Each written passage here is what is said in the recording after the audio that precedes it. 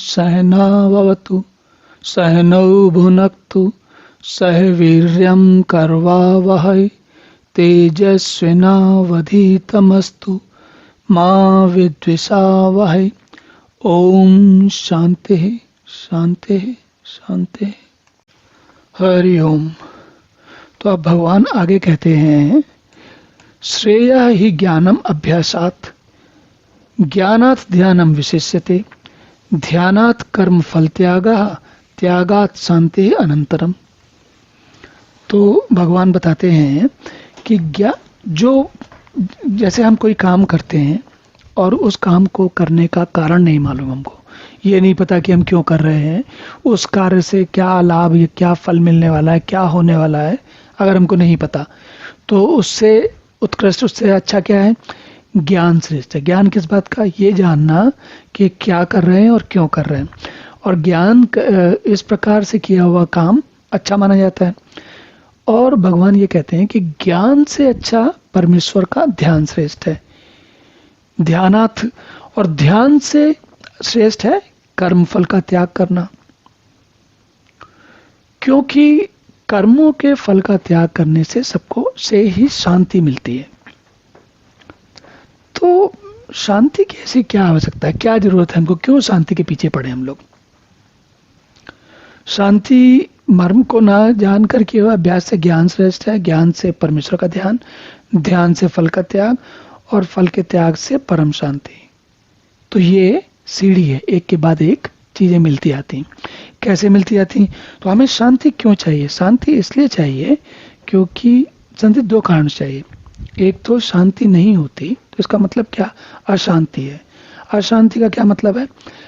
जो आपका मन उलझन में है, आप लगातार किसी न किसी बात को लेकर कष्ट में हो, उलझन में हो, पीड़ा हो रही है आपको। शांति और खाली पीड़ा की बात नहीं है।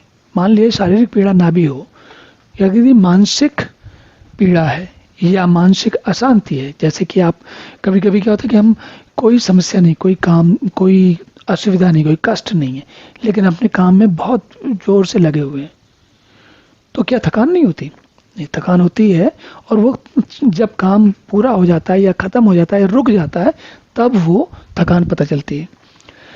तो बात ये है कि अगर कोई भी काम करते समय शांति बनी रहे तो थकान कम होती है। और अगर हमें जीवन के किसी भी क्षेत्र में आगे बढ़ना है या फिर हमें जीवन का आनंद लेना है, अशांति और शांति का मुख्य अंतर हमें ये इस तरीके से समझ सकते हैं। एक में आपको पता है कि भाई हमारे आसपास जो कुछ घट रहा है वो ठीक है, हम नियंत्रण में हैं, हमें कुछ ज़्यादा ऊहापोह नहीं है। एक अशांति तब होती है जब हम किसी न किसी चीज़ के पीछे लगातार लगे हुए हैं और हमारे पास अपने यानी कि शांति से बैठ के सोचने के लिए या विश्राम करने के लिए या जीवन का आनंद लेने के लिए समय ही नहीं है। तो भगवान क्या कह रहे हैं? वो जो शांति है वो त्याग से मिलेगी। त्याग भी किसका? कर्मों के फल का त्याग। और कर्मों का फल का त्याग कब कर सकते हो आप? जब आपको ये पता हो कि जो कुछ भी कार्य आप कर रहे हो उसमें जितनी भी क्षमता लगाओ, लेकिन जरूरी नहीं है कि आप सही निष्कर्ष तक या सही उद्देश्य तक पहुंच पाओ। और अगर आप अपने आप को इन सब चीज़ों से तटस्थ हो जाते हो तो क्या होता है? जो भी कार्य करना है एक तो अच्छा होता है और दूसरे उस कार्य को करने में कष्ट नहीं होता।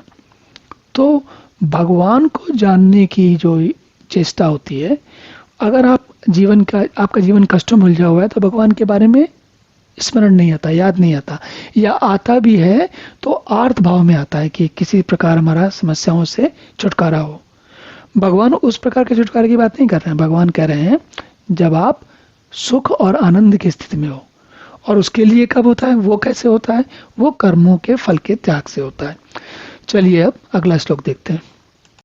ओम पूर्णमदः पूर्णमिदं पूर्णात् पूर्णमुदच्यते पूर्णस्य पूर्णमादाय पूर्णमेवावशिष्यते।